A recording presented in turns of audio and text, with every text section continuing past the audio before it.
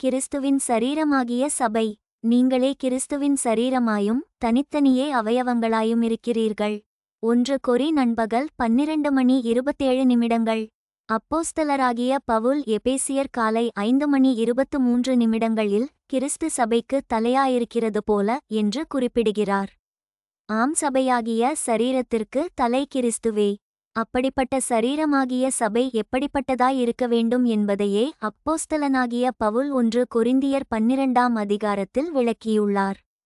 அவற்றை நாம் ஒவ்வொன்றாய் தியானிப்போமாக. கிறிஸ்துவின் சரீரமாகிய சபையின் அங்கங்களாய் அவயவங்களாய் இருக்கிற ஒவ்வொருவர் பற்றியும் ஆண்டவருக்கு ஓர் திட்டம் உண்டு.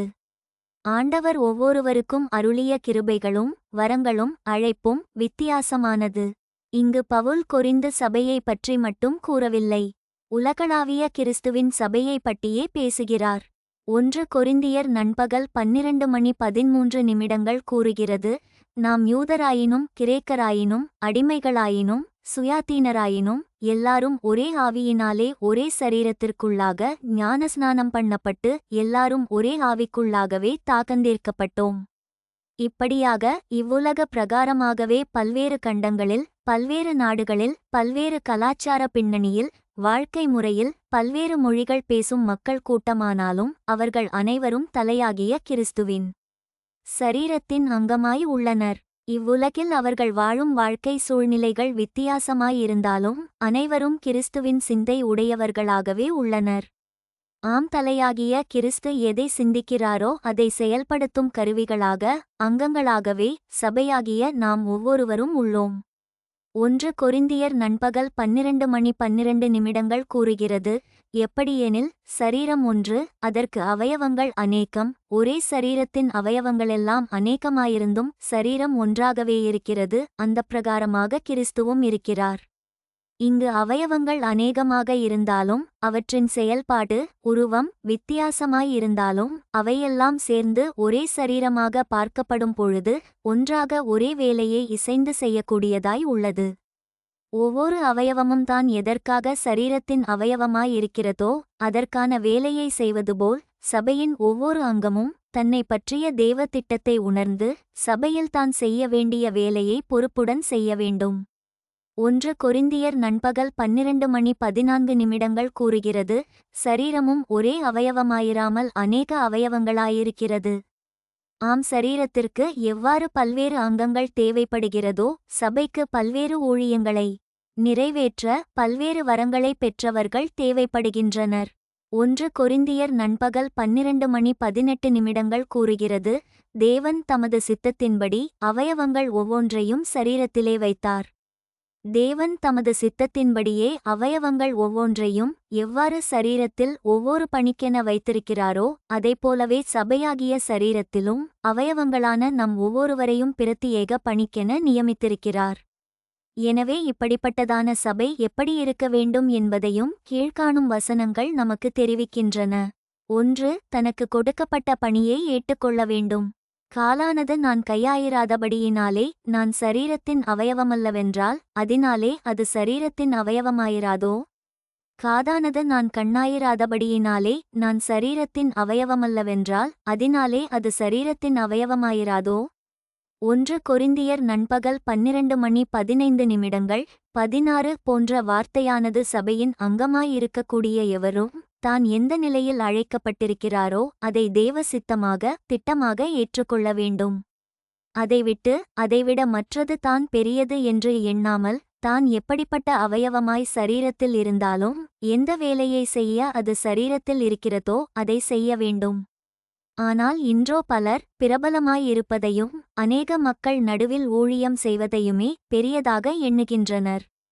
நமது ஆண்டவரோ மக்கள் ஒருவரை ஒருவர் மிதிக்கத்தக்கதாய் கூட்டமாய் வந்தவரிடமும் பிரசிங்கத்தார் அற்புதம் செய்தார்.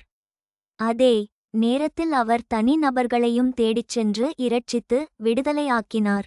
உதாரணமாக சகேயு, யவீருவின் மகள், நூற்றுக்கதிபதியின் வேலைக்காரன், லாசரு, சமாரிய ஸ்திரீ என்று வேதாகமத்தில் பல தனி நபர்களுக்காகவும் ஆண்டவர் செயல்பட்டார். மேலும் சரீரத்தில் அங்கமாயிருப்பதை மேன்மையாக எண்ணி வாழ்வோர் நிச்சயமாக தாம் எப்படிப்பட்ட அங்கமாக இருந்தாலும் அதை மகிழ்ச்சியுடன் ஏற்றுக்கொள்வர். 2. உயர்வு தாழ்வு பாராமல் இணைந்து பணி செய்தல் வேண்டும். 1 கொரிந்தியர் நண்பகல் 12:21 கூறுகிறது, கண்ணானது கையை பார்த்து, நீ எனக்கு வேண்டுவதில்லை என்றும், தலையானது கால்களை நோக்கி, நீங்கள் எனக்கு வேண்டுவதில்லை என்றும் சொல்லக்கூடாது. ஆம், சபையில் உள்ள எந்த ஊழியமும் ஏற்றத்தாழ்வின்றி இணைந்து செயல்பட வேண்டும். அதைவிட்டு தான் செய்யும் செயல் தான் பெரியது என்று எண்ணி மற்றவற்றை தாழ்வாக நினைத்தால் கூடாது. 1 கொரிந்தியர் நண்பகல் 12:22 கூறுகிறது, சரீர அவயவங்களில் பலவீனமுள்ளவைகளாய் காணப்படுகிறவைகளே மிகவும் வேண்டியவைகளாயிருக்கிறது. ஆம், பார்ப்பதற்கு சிலர் செய்யும் காரியம் சிறியதாக தோன்றலாம், ஆனால் அவர்களின் பங்களிப்பு மிகவும் முக்கியமானதாக உள்ளது. மேலும் ஆண்டவர் தமது பணியினை செய்வோரின் உள்ளத்தை பார்க்கிறாரேயொழிய அவர்கள் செய்யும் அளவை அல்ல. அதனால்தான் ஏழை விதவை காணிக்கை பெட்டியில் போட்ட 2 காசை ஆண்டவர் மேன்மையாக எண்ணினார். 3 ஒருவருக்கொருவர் அக்கறை கொள்ள வேண்டும். 1 கொரிந்தியர் நண்பகல் 12:25 கூறுகிறது, சரீரத்திலே பிரிவினையுண்டாயிராமல் அவயவங்கள் ஒன்றை குறித்து ஒன்று கவலையாயிருக்கும்படிக்கு தேவன் கனத்தில் குறைவுள்ளதற்கு அதிக கனத்தை கொடுத்து இப்படி சரீரத்தை அமைத்திருக்கிறார். இங்கு ஆண்டவர் விரும்புவதெல்லாம் சரீரத்தில் எந்தவித பிரிவினை இருக்கக்கூடாது என்பதே. ஆம், ஆண்டவர் தாம் தெரிந்து கொண்ட அப்போஸ்தலர்களுக்காக பிதாவிடம் வேண்டிக் கொண்ட பொழுது கூட அவர்கள் ஒன்றாக இருக்க வேண்டும் என்பதையே விரும்பினார். இன்று சபையிலும் அப்படியே இருக்க ஆண்டவர் விரும்புகிறார். ஒன்றை குறித்து ஒன்று கவலையாயிருக்கும்படிக்கு என்பது அவரவர் அவருடைய வேலையை பார்ப்பதல்ல, தேவனுடைய அநாதி திட்டத்தின் பணி எவ்வித தடையும் இல்லாமல் நடைபெறும்படியாய். ஏதாவது ஒரு அங்கம் பணி பாதிக்கப்படும் பொழுது மற்ற அங்கங்கள் அந்த தடைப்பட்ட பணி தொடர்ந்து நடைபெற உதவ வேண்டும். உதாரணமாக, சுவிசேஷப் பணிகள் தங்கு தடையின்றி நடைபெற சபை ஊழியங்கள் அவற்றை தாங்க வேண்டும். ஏனெனில் சுவிசேஷ ஊழியம் தடைப்பட்டால் அது சபையின் வளர்ச்சியை பாதிக்கும். மேலும் 1 கொரிந்தியர் நண்பகல் 12:26 கூறுகிறது, ஆதலால் ஒரு அவயவம் பாடுபட்டால் எல்லா அவயவங்களும் கூட பாடுபடும், ஒரு அவயவம் மகிமைப்பட்டால் எல்லா அவயவங்களும் கூடச் சந்தோஷப்படும். ஆம், கிறிஸ்துவின் சரீரத்தின் அவயவங்கள் ஒவ்வொன்றும் பாடுகளானாலும் சரி மகிமையானாலும் சரி அவற்றை இணைந்தே அனுபவிக்க அழைக்கப்பட்டது. ஆனால் ஆதி அப்போஸ்த காலத்திலிருந்தே சபையில் வேற்றுமைகள் இருந்தன. அவற்றை சரி செய்வதை நாம் பவுலின் நிருபங்களிலும் மற்றும் மற்ற அப்போஸ்தலர்களின் நிருபங்களிலும் காணலாம். இன்றும் இப்படிப்பட்ட காரியங்கள் கிறிஸ்துவின் சரீரமாகிய சபையில் சரி செய்யப்பட வேண்டும்.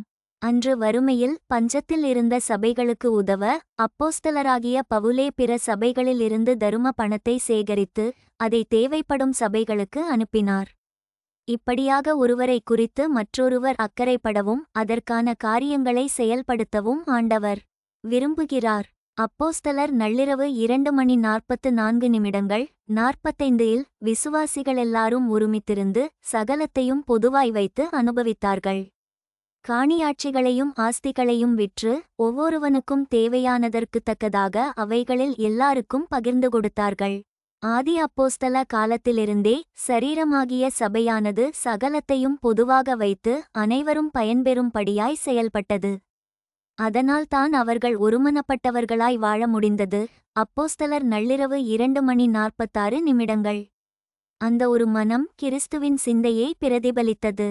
இன்றும் ஆண்டவர் இப்படிப்பட்ட சபையையே தம் வருகையில் எதிர்பார்த்து கொண்டிருக்கிறார். எனவே கிறிஸ்துவின் சரீரத்தில் அங்கமாய் உள்ள நாம் ஒவ்வொருவரும் மேற்கண்ட வசனங்களில் கூறப்பட்டுள்ளபடி நமக்கு நியமித்திருக்கிற ஓட்டத்தில் பொறுமையோடு ஓடி, அதே நேரத்தில் சக அங்கங்களாயிருக்கிற மற்றவர் மீதும் அக்கறை உள்ளவர்களாய் அவர்கள் குறைச்சலில் உதவி அவர்கள் தேவைகளை சந்தித்து அவர்களும் கிறிஸ்துவின் திட்டத்தை நிறைவேற்ற உறுதுணையாயிருந்து ஒரே சரீரமாய் கிறிஸ்துவாகிய தலையோடு என்றென்றும் ஒரே சிந்தையாய் இணைந்திருப்போமாக. ஆமென். அல்லேலூயா.